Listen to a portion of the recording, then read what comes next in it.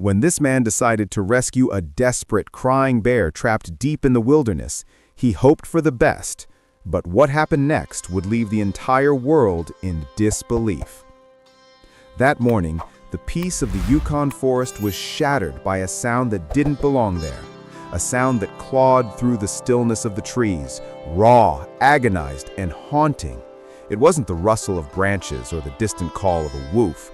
It was a cry, sharp, broken, and filled with such despair that it made Michael Stoon stop dead in his tracks.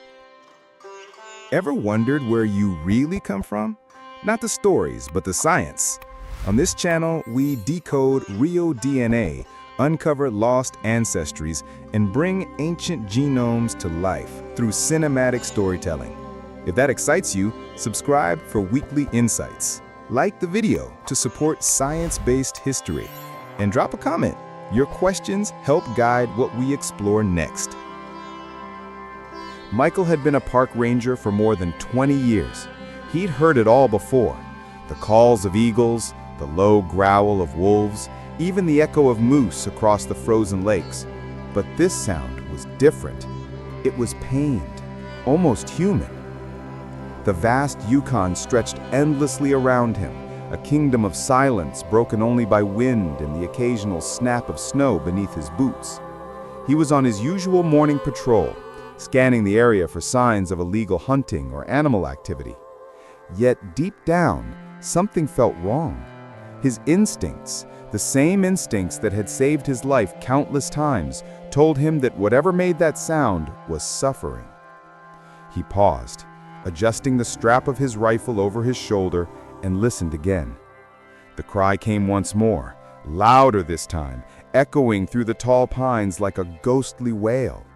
Michael's breath caught. That was no ordinary animal call. It was pure agony. He hesitated. He knew what the forest could hide: predators, traps, and worse, desperate poachers who would kill to protect their profits. But he also knew what it meant to ignore an animal in need. "I can't just walk away," he muttered under his breath. Cautiously, he began to move toward the sound. Each step felt heavier than the last, his boots crunching softly on the snow-dusted ground. The forest grew denser, darker, the trees closing in like silent sentinels. The air was cold, sharp, biting at his face, but Michael barely noticed. His attention was locked on that voice, that heart-wrenching cry that refused to stop. As he moved deeper, he started noticing signs: broken branches, torn soil, and faint streaks of blood leading into a thicket. His pulse quickened.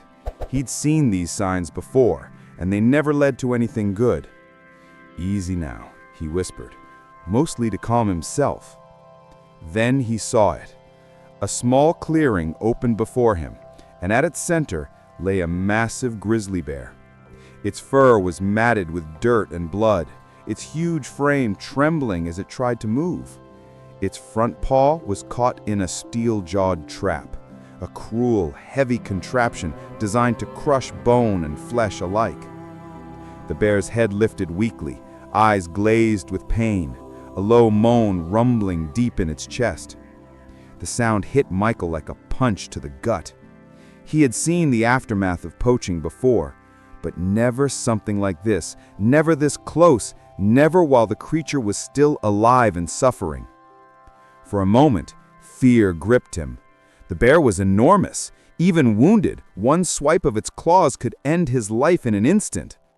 But when he looked into its eyes, he saw something unexpected. Not rage, not fury, but fear. And behind that fear, something that tore him apart. A silent plea for help. Michael's throat tightened. He slowly lowered his rifle, laying it on the ground where the bear could see. "Easy, big guy. I'm not here to hurt you."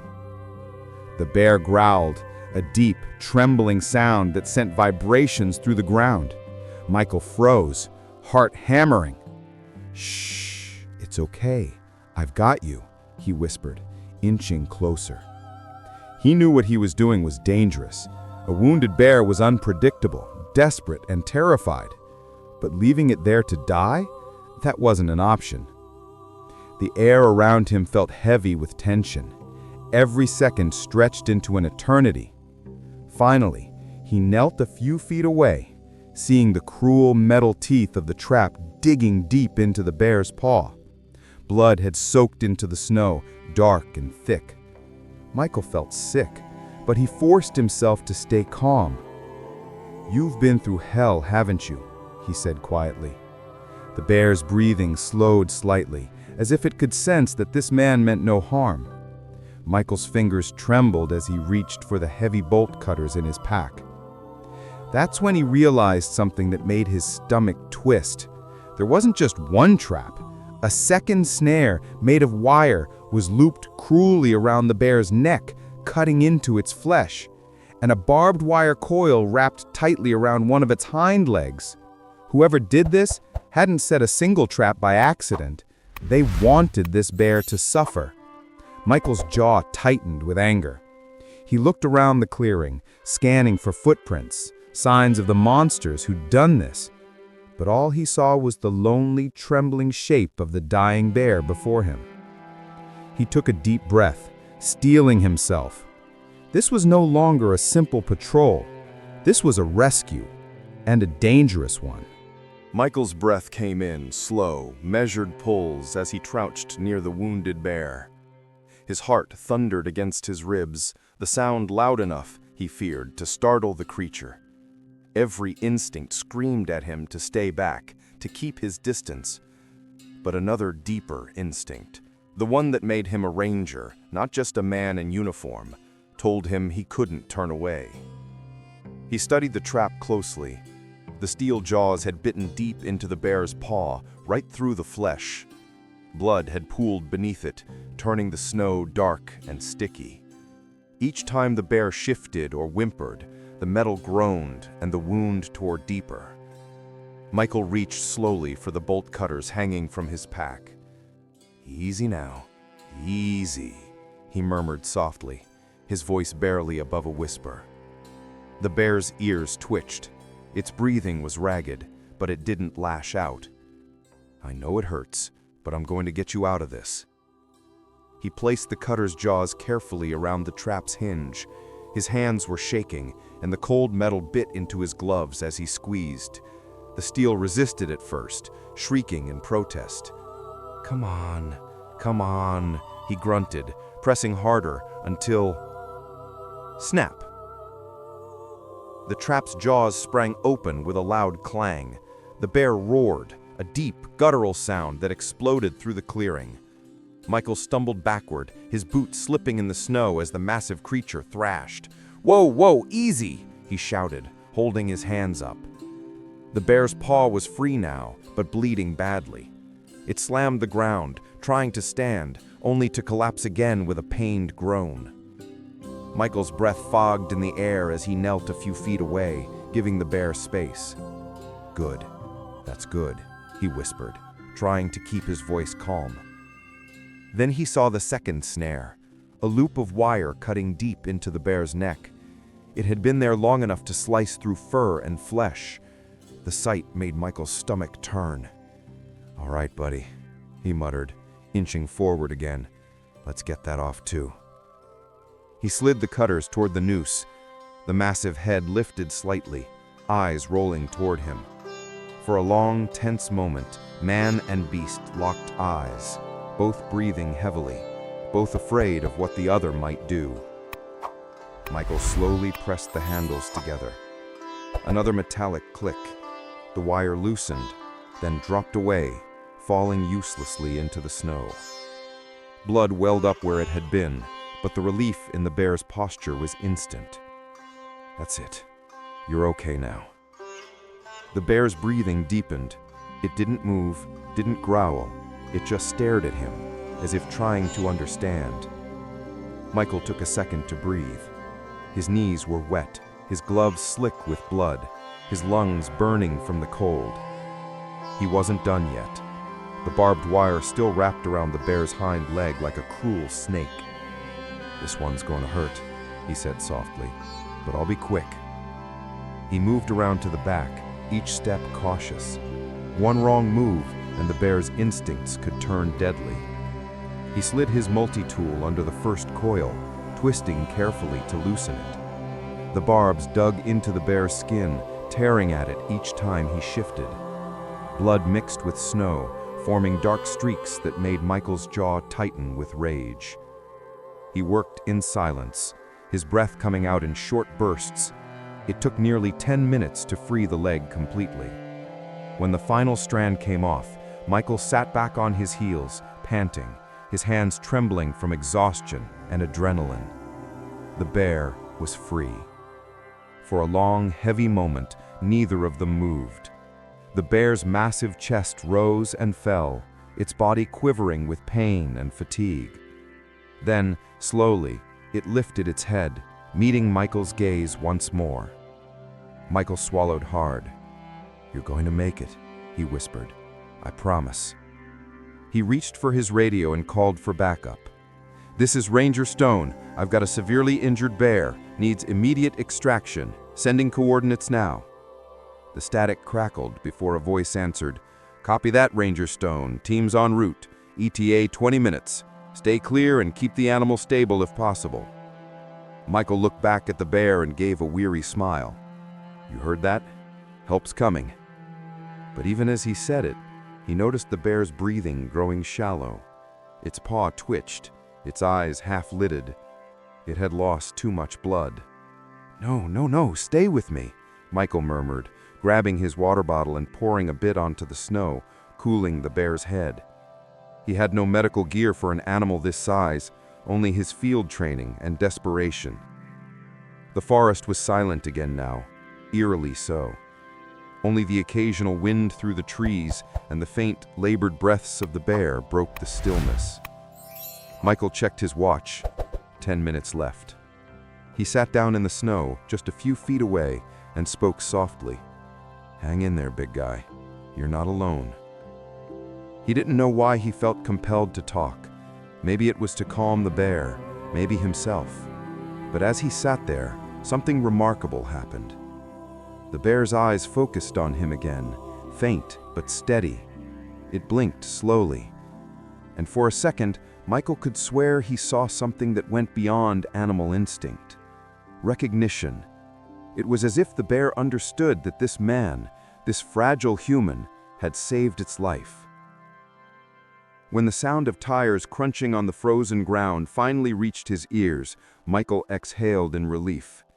Headlights flickered between the trees. The wildlife rescue team had arrived. 2 veterinarians and an assistant jumped out, carrying tranquilizer equipment and stretchers. One of them gasped at the sight. "My God, what kind of monster did this?"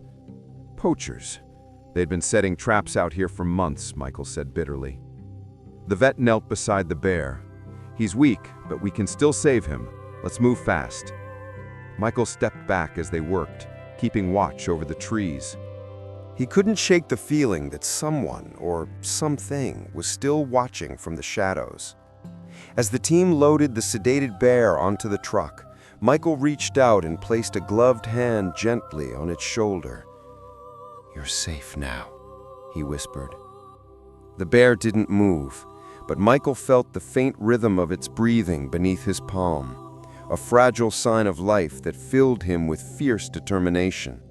He watched the truck drive off into the forest road, snow spraying from its tires. The forest fell silent once again. But this time, the silence didn't feel empty. It felt sacred, like the woods themselves were holding their breath in gratitude. The hunt for the poachers. The days that followed blurred together in Michael's memory. He couldn't shake the image of that wounded bear, the blood, the broken paw, the helplessness in its eyes. He'd seen the damage poachers caused before, but never so brutally. Every morning he woke up to the same thought. Someone had done this on purpose, and they were still out there. Michael spent the next several days combing through the forest, checking every inch of ground near where he'd found the traps. He found more, some already triggered, others freshly laid, waiting for the next victim. He dismantled them one by one, anger and sorrow twisting together inside him. Meanwhile, updates from the wildlife clinic trickled in. The bear, now nicknamed Bruin by the staff, was alive, but barely. Infection had set in. His paw was mangled, and the cuts on his neck were deep. "He's strong," the vet told Michael over the radio, "but it's touch and go." Michael would visit when he could. He'd stand behind the reinforced glass, watching the sedated bear sleep, tubes running from his leg, his chest rising and falling slowly. It broke his heart every time. "You hold on, big guy. You've got a whole forest waiting for you." But the forest was far from safe. Late one night, Michael's phone buzzed on the nightstand. It was a motion alert. One of the hidden cameras he'd set up in the area had detected movement. The timestamp read 2:14 a.m. He didn't hesitate. Within minutes, he was in his truck, headlights cutting through the darkness as he sped down the frozen trail. The forest loomed around him, silent except for the hum of the engine. When he reached the clearing, his headlights fell on something metallic, the glint of a freshly set trap. His jaw tightened. They were back. He moved quietly, flashlight in one hand, rifle slung over a shoulder. The snow crunched beneath his boots. Then, a twig snapped behind him. Michael spun, flashlight beams slicing through the darkness. A figure stood a few yards away, rifle in hand, eyes wide with surprise. Before the man could move, Michael lunged forward, tackling him to the ground.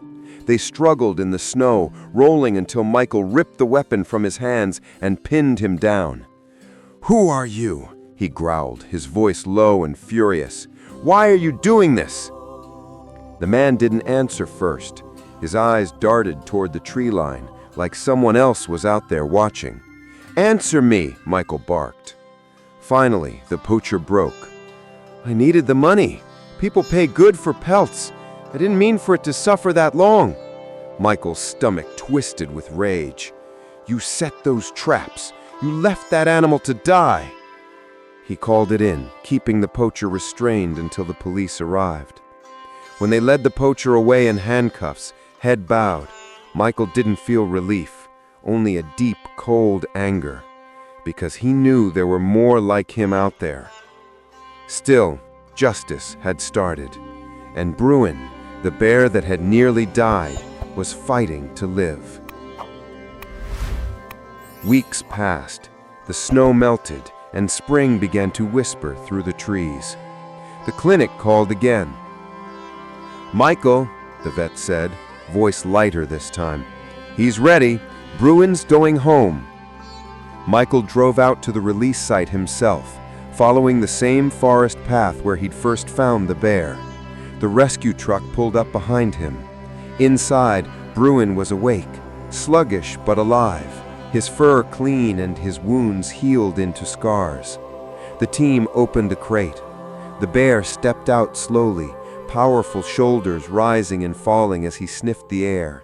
The forest, his forest, stretched out before him like a promise. Michael stood back, watching in silence. The bear turned just for a moment, and their eyes met. That same deep gaze, filled with awareness, gratitude, and something beyond words. And then Bruin turned and walked into the trees. No roar, no sound, just quiet footsteps fading into the wilderness. Michael exhaled shakily, tears stinging his eyes. He knew he might never see Bruin again, but that was how it should be. The wild didn't owe humans anything. But today, it had allowed one of its own to come home. As he climbed back into his truck, Michael glanced at the tree line one last time. The forest looked peaceful again, but he knew its peace was fragile, and he made a silent vow. He would keep protecting it, for Bruin, for all of them. The road wound away beneath his tires, the morning light breaking through the pines. For the first time in weeks, Michael allowed himself to smile. What a story of courage, compassion, and justice. If Michael had ignored that desperate cry in the woods, Bruin would never have survived, and the poachers might still be hunting freely. But one man's bravery changed everything. Would you have done the same in his place? Would you have risked your life to save a wounded bear? Let us know in the comments below. And if you believe every animal deserves a second chance, don't forget to like, share, and subscribe for more incredible true stories. Until next time, stay kind, stay curious, and remember, sometimes the wild remembers those who save it.